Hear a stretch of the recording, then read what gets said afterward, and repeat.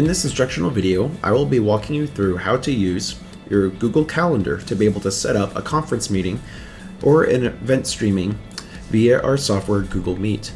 You'll go to calendar.google.com and log in with your DMS G Suite account. This is your DMS username at dallasmakerspace.org. You may use this login format for any Google service. We'll use your DMS username here. Note there is no at dallasmakerspace.org. And then your password. This is the same password you'd use to log into the calendar or to the computers at the space. You may safely ignore this prompt since it's providing it to me as a system administrator.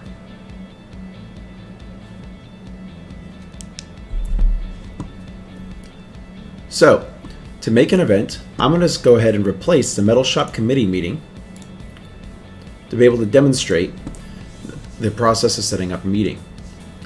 Up in the top left, we will hit Create to create a calendar event. Since we want conferencing, we're going to select More Options. Let's name this the Metal Shop Committee meeting.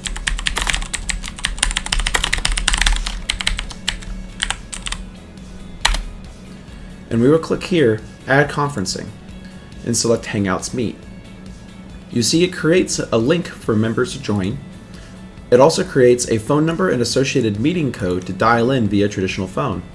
If you'd like to live stream this event so people may view the stream but not actually join it, you may select Add Live Stream, and it'll create a link that can be used by people within the organization to view an event but not actually participate. This is particularly useful for people that are interested in the goings-on of a committee, but don't actually want to have to provide feedback.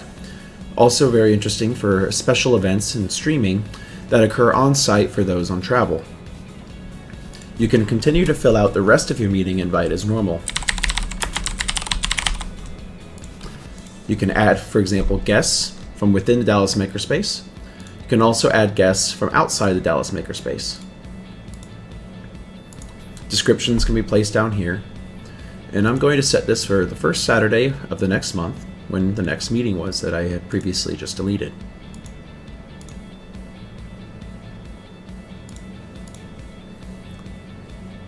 Now we click the blue Save button, and you can choose to send an invitation to all the Google Calendar guests. Since I will be posting this separately, I'm not going to bother with spamming them in the email. So I'm going to click Do Not Send. Now, you're actually free to open this meeting invite at any time should the meeting start early or start late. So for demonstration purposes, I'm going to go ahead and hit the Join Hangouts Meet. It will ask you to allow access to your microphone and access to your camera. When you're ready to join, you can hit Join Now. The camera here has failed since I actually don't have one enabled on this system at this time.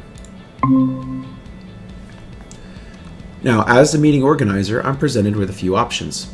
First, it asks me if I want to start the live stream. Live streaming and recordings do not start automatically. This is to ensure that you have time to set up your meeting and ensure all participants are aware that the meeting will be streamed and recorded. To record a meeting, up in the bottom corner, you can select More Options and hit Record Meeting. It prompts this notice to make sure that you have the consent for recording. In states such as Texas, this is not required, but some of your attendees may be out of state. It is considered good practice to alert people that the event is being recorded. Up in the top left, we can see that the recording is about to start. And now the recording has started with the red record icon. To stop recording at any time, you can go back to the same menu in the bottom right and select Stop Recording. This recording will be saved to the Google Drive of whomever is the meeting organizer. To start a live stream, you would select the Start Streaming option here, or in the bottom right menu. It'll prompt up a box to again make sure everyone is aware streaming has taken place. Since I do not actually need to stream this meeting live, I'm going to go ahead and cancel.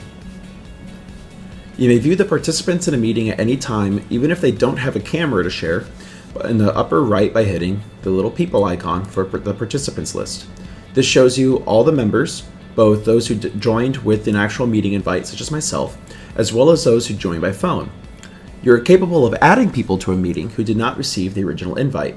If you click Add, You can either invite them via email, or you can actually have Google call them on their phone. This will allow them to select a prompt on their phone to join the meeting.